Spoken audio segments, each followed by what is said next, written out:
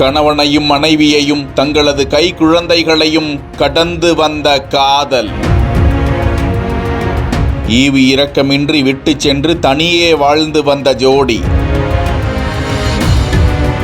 நண்பிக்கு அனுப்பிய இறுதி மெசேஜ்: எங்களை இங்கு வாழவிட மாட்டார்கள், நாங்கள் மேலே சென்று ஒன்றாக வாழ்ந்து கொள்கிறோம் என இருவரும் உயிரை மாய்த்து கொண்ட அதிர்ச்சி.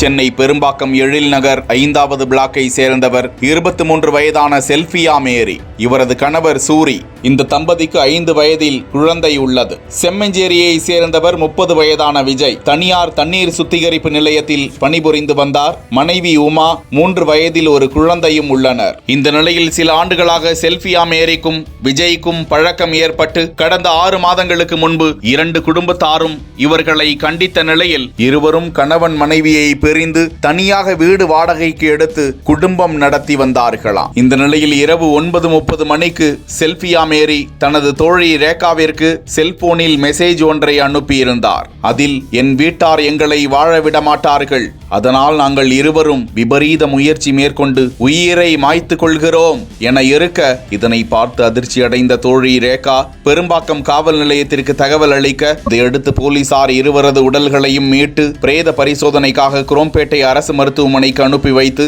சம்பவம் தொடர்பாக வழக்கு பதிவு செய்து விசாரித்து வருகிறார்கள். தற்கொலை செய்து கொள்வது எதற்கும் தீர்வை தந்துவிடாது. மன உளைச்சல் போன்ற காரணங்கள் இருந்தால் 104 என்கிற இலவச மருத்துவ அழைப்பை அணுகி அரசின் உதவியை நாடலாம்.